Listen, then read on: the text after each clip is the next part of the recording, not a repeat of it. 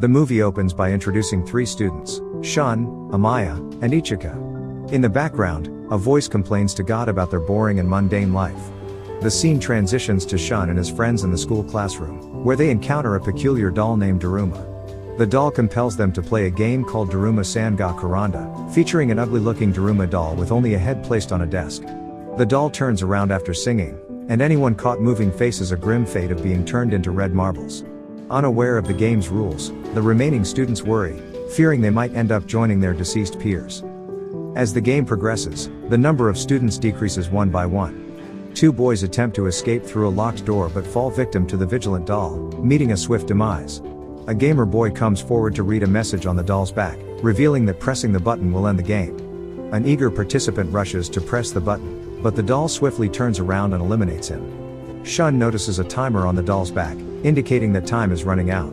Several students try to switch it off, but their efforts prove futile. Ultimately, only Shun and the gamer boy remain, with other students transformed into red marbles, making it impossible for them to approach the doll safely without slipping. With time running short, the gamer boy devises a plan, suggesting that Shun use his back as a launching pad to reach the button safely. Shun successfully executes the plan and sticks the landing, pressing the button just in time to end the game at the last second. The two students celebrate their win with a thumbs up, but the doll declares that there can only be one winner, and since Shun pressed the button, he gets to live. The gamer boy's head then explodes into marbles while Shun stares helplessly. The movie then shifts to Shun's mundane past life, where he spends leisure time on a couch playing video games and switching channels after the game's end. At school, he walks with his gamer friend, who encourages him to ask out Ichika, a fellow video game enthusiast who smiles at him. However, Shun views Ichika solely as a friend and denies having romantic feelings for her. As they head to the classroom, they encounter Amaya, the school bully, assaulting another student. Inside the classroom, Shun falls asleep, only to be awakened by a loud noise, followed by his teacher's head exploding and the reappearance of the Daruma doll. The events from the movie's outset continue from this point. In the present, Shun desperately prays to God, longing to return to his former ordinary life. The Daruma doll taunts him, comparing him to a mouse and ominously telling him that a cat will soon get him. Meanwhile, Ichika approaches Shun's classroom and is horrified by the chaotic scene inside. Shun asks her if she knows what's happening, but she, too, is as bewildered as he is. Attempting to seek help by calling the police, they discover there is no signal. Their attempts to flee the school prove futile as all exits and doors are locked. Fleeing towards the basketball court, they are startled to find students from other classes who had also survived the Daruma doll gathered in the court wearing mice costumes. The students discover the words "fit the cat's bell for it to end" written on the floor. The school president orders them to put on the mice costumes, and suddenly, the floor opens up, revealing a massive plastic cat emerging from beneath the court. The students find themselves in a state of panic as the gigantic cat begins devouring them one by one. Shun notices a ball-like bell attached to a timer and realizes that passing it through the basket on the cat's neck can end the deadly game. A skilled basketball player attempts to shoot the bell through the hoop, but the cat catches it mid-air and hurls it back, instantly killing the student. With quick thinking, Shun observes that the cat targets only those wearing the mice costumes. He suggests everyone remove their costumes, and they comply. For a moment, the cat remains still, and the students start celebrating, but their joy is short-lived as the cat devours another student, leading to more screams and chaos. Amidst the turmoil, Ichika falls to the floor. In a moment of brilliance, Shun dons the mouse costume himself to distract the cat. He realizes that by wearing the costume, one can hear the cat's voice. To everyone's astonishment, the cat is not attacking out of malice but rather seeking relief. It requests the students to scratch its back so it can rest peacefully. Shun takes charge and climbs onto the cat's back to start scratching it, urging the others to join him. Miraculously, the cat finally falls asleep. With the cat asleep, Shun seizes the opportunity to grab the bell and prepares to throw it over the hoop. The other students, however, stop him as they think that the only one who scores the bell will be the winner.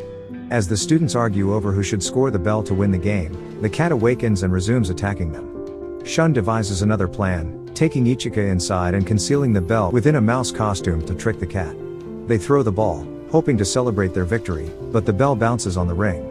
Just in the nick of time, Amaya arrives and makes a heroic shot, bringing the game to an end. The cat declares that only Shun, Ichika, and Amaya will be spared, leaving the fate of the other students unanswered. Without warning, Amaya kills the remaining students, claiming that survival is determined by strength and God's will. Amaya approaches Shun and asserts that they are alike, possessing the qualities necessary for survival. However, Ichika disagrees, praising Shun's kindness, strength, and intelligence over Amaya's demeanor. This infuriates Amaya, and he attempts to attack Ichika, but the cat intervenes, spraying a gas that knocks them all unconscious. In the next scene, news channels report on the incidents occurring at various schools, labeling them as terrorist attacks. Other reports show mysterious cubes hovering above cities, with the defense and police departments unable to find any means of entry despite multiple attempts. The media speculates that the survivors of the incidents are deemed God's children due to their ability to endure such challenging circumstances. Some media outlets, along with a university professor, refer to the events as an alien invasion of human existence. We also see a homeless man approach some friends in an alleyway, and fix their broken radio with a single touch. Later, after regaining consciousness, Shun finds himself inside one of the cubes, surrounded by fellow survivors including Takumi, a shy girl named Tiara, and an arrogant yet intelligent student named Tauka. Disappointed to find himself entangled in yet another death game, Shun attempts to escape but is trapped by locked doors.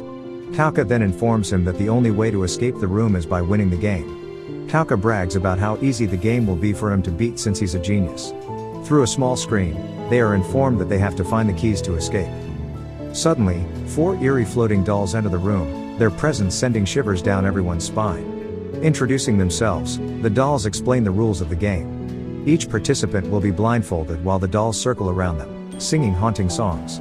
When the song ends, the participant must guess which one of the 4 dolls is behind them within 10 seconds. A wrong or late guess would lead to their untimely demise. However, if they manage to correctly identify the doll, all of the dolls will explode, with one of them revealing an answer key to progress to the next level. Tauka volunteers to go first, followed by Tiara, but their attempts end in failure, and both meet a grim fate. As the dolls approach Takumi, Shun insists on going first, relying on his intelligence to strategize. The dolls begin singing and shortly come to a stop. They ask Shun which one of them is behind him, and are surprised when he correctly identifies the doll.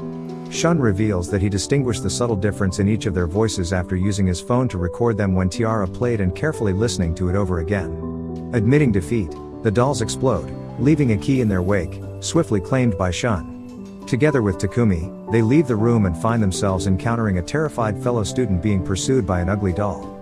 The desperate boy pleads for their help, explaining that the dolls can't harm those holding hands. Determined to aid him, Shun and Takumi grab his hand, keeping the doll away. The relieved boy expresses his admiration for their strong friendship, which seemingly repels the dolls. This moment triggers a flashback for Shun, wherein he once witnessed Takumi on the verge of suicide.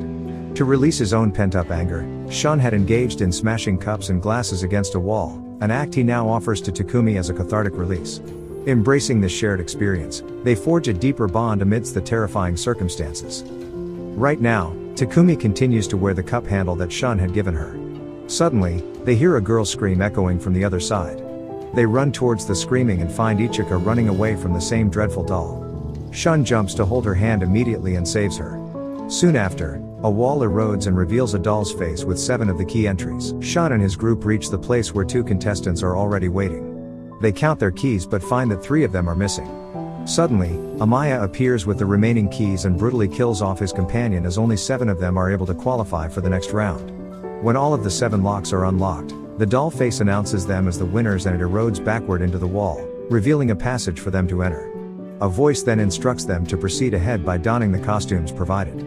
It is also revealed that all the games are being broadcast across the entire country. Afterward, the group finds themselves confined within an icy chamber. A huge frightening polar bear enters, introducing himself with disdain for liars as they are all wicked and black-hearted.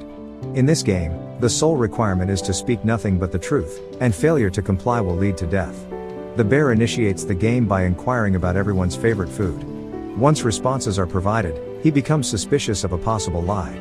Granting them a mere 2 minutes, he demands they expose the deceiver. Initially, they defend their answers, but eventually, all fingers point towards the individual who mentioned parsley. In a swift, merciless act, the bear crushes the accused to death.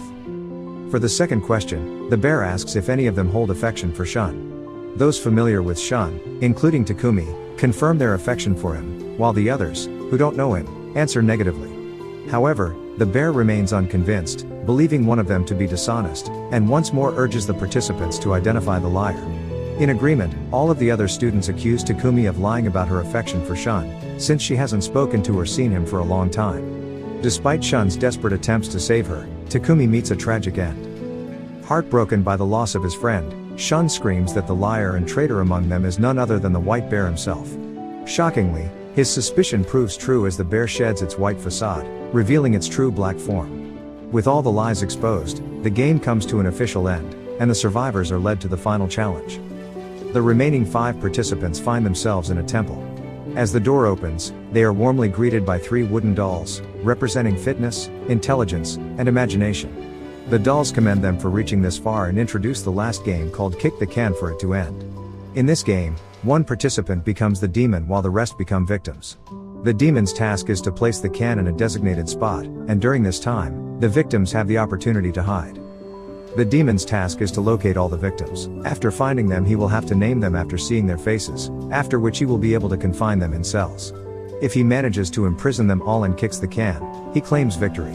However, if a victim successfully kicks the can, the other victims will win, and the demon will lose, resulting in the death of the one who kicks the can as it explodes. The 5 participants take turns drawing sticks, and the red stick falls into Amaya's hands. Without delay, he sets the can on the ground and commences his search for the remaining victims. Swiftly, 2 of the students are apprehended. Ichika bravely sacrifices herself to divert Amaya's attention, allowing Shun to flee. After capturing Ichika, Amaya taunts that he doesn't need to find Shun to win the game. Ignoring Ichika's advice to hide, Shun reappears wearing an armored suit that conceals his face. He confidently asserts that Amaya can't catch him with his face covered. Amaya scoffs at this notion and hastily removes Shun's helmet. As Amaya attempts to kick the can and end the game, he realizes that Shun has attached an iron chain to him. In a daring move, Shun jumps into the water and starts pulling Amaya with him. Despite Amaya's struggles to free himself, he witnesses Shun removing the armor and steadily approaching the can. Just as Amaya breaks free and rushes towards the can, Shun kicks it before him. Both brace for an explosion, but nothing happens. The game finally concludes, and the dolls declare everyone except Amaya as winners, disclosing that the explosion was a mere ploy to intensify the game. Enraged, Amaya seizes one of the dolls, asserting that he was chosen by God and should not die. However, the dolls laugh, revealing that nobody was meant to perish. Fireworks light up the sky, celebrating the winner's triumph, and the dolls offer ice creams to mark their success. While savoring the ice cream, Shun finally musters the courage to ask Ichika out on a movie date and confesses his feelings for her. Delighted, Ichika agrees. As their ice creams melt, they notice writings on the sticks. The dolls then disclose that despite their progress, luck determines their fate. Amaya and Shun find the words "you live" on their sticks, while the other 3, including Ichika, have "you die" written on theirs. As Shun helplessly witnesses the dolls killing the defeated participants, he is filled with horror as Ichika vanishes into thin air. Eventually, Shun and Amaya emerge from the cube, greeted by a large enthusiastic crowd hailing them as God's children. Amaya celebrates the victory, but Shun, overwhelmed by his losses, sinks into despair, proclaiming that there is no God. However, one of the dolls contradicts him, affirming the existence of God. As the movie concludes, the homeless man seen earlier is unveiled to be God. Make sure to subscribe and turn on notifications so you can watch more videos like this. Thanks for watching.